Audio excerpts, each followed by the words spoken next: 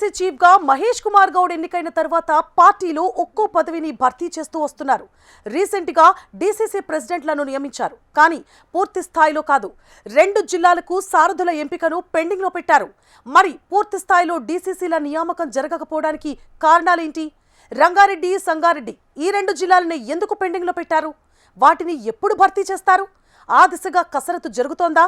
పూర్తి స్టోరీలో చూద్దాం. తెలంగాణలో ఇటీవల ఒకే విడతలో 33 డీసీసీ ప్రెసిడెంట్లను ప్రకటించి నెలల తరబడి ఎదురుచూపులకు తెరదించింది కాంగ్రెస్.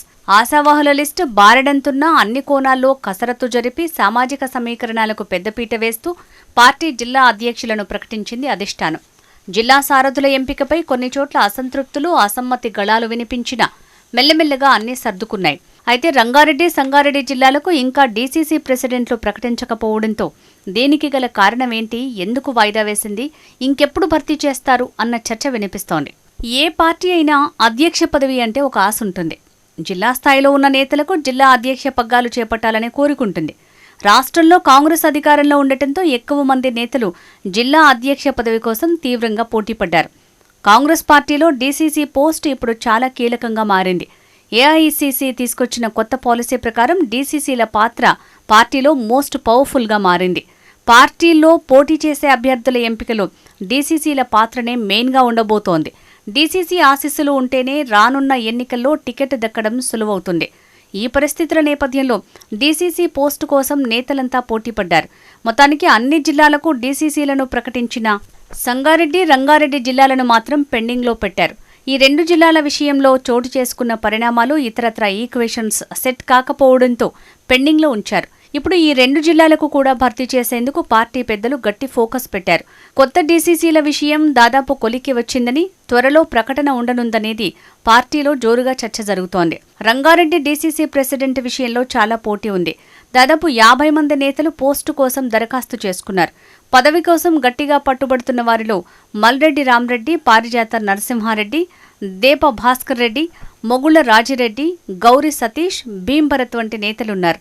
హైదరాబాద్కు ఆనుకుని ఉన్న జిల్లా కావటం, పొలిటికల్ అండ్ ఫైనాన్షియల్ జిల్లా కావడంతో ఆచితూచి నిర్ణయం తీసుకోవాలని పార్టీ ముఖ్య నేతలు ఆలోచన చేస్తున్నారు. ఈ జిల్లాకు కాస్త సమర్థవంతమైన నాయకుడిని డీసీసీగా ఉంచాలని భావిస్తోందట పార్టీ. అందుకే డీసీసీ ఎంపిక విషయంలో ముఖ్య నేతల మధ్య ఏకాభిప్రాయం రాకపోవడంతో పెండింగ్లో పడింది. ముఖ్య నేతల మధ్య రకరకాల చర్చలు జరిగాయి. మరోసారి ఏఐసీసీ పరిశీలకుల ద్వారా అభిప్రాయ సేకరణ చేసిన తర్వాత డిసైడ్ చేయాలని నిర్ణయించారట. ఇక సంగారెడ్డి డీసీసీ ఎపిసోడ్ విషయంలో చాలా ఇంట్రెస్టింగ్ పరిణామాలు చోటు చేసుకుంటున్నాయి. ఇక్కడ కూడా పదుల సంఖ్యలో నేతలు పోటీ పడినప్పటికీ ప్రధానంగా 2-3 వర్గాల మధ్య పోటీ తీవ్రంగా నడుస్తోంది. ఇక్కడ డీసీసీ కోసం జిల్లాకు చెందిన మంత్రి దామోదర రాజనరసింహ తన మద్దతుదారుడిగా ఉన్న ఉజ్వల్ రెడ్డి కోసం గట్టి ప్రయత్నాలు చేస్తున్నారు. ఉజ్వల్ రెడ్డి కోసం ఏఐసీసీ దాకా వెళ్లి మంత్రి దామోదర గట్టి ప్రయత్నాలు చేస్తున్నారు. అలాగే జిల్లాలో నారాయణఖేడ్ ఎమ్మెల్యే సంజీవరెడ్డి తన సోదరుడు చంద్రశేఖర్ రెడ్డి కోసం, జహీరాబాద్ ఎంపీ సురేష్ షెట్కార్ తన సోదరుడు నగేష్ షెట్కార్ కోసం గట్టి ప్రయత్నాలు చేస్తున్నారు. ఇలా 3 నేతలు తీవ్రంగా పోటీ పడుతుండటంతో డీసీసీ ఎంపిక సందిగ్ధంలో పడింది. ఏ ఒక్కరికి ఇచ్చినా ఇంకొక వర్గంతో ఇబ్బంది అవుతుంది కనుక ప్రస్తుతం అధ్యక్షులుగా ఉన్న నిర్మలా జగ్గారెడ్డిని కంటిన్యూ చేయాలని కోరుతున్నారట. నిర్మలా జగ్గారెడ్డి అధ్యక్షులుగా ఉంటే ఎవరికీ అభ్యంతరం లేదని చెప్తున్నారట. ఇప్పటికీ నాగర్ కర్నూలు జిల్లా డీసీసీ పోస్టులో గతంలో ఉన్న వంశీకృష్ణని కంటిన్యూ చేస్తున్న నేపథ్యంలో సంగారెడ్డి డీసీసీకి కూడా నిర్మలా జగ్గారెడ్డిని కంటిన్యూ చేయాలని నేతలు కోరుతున్నారట.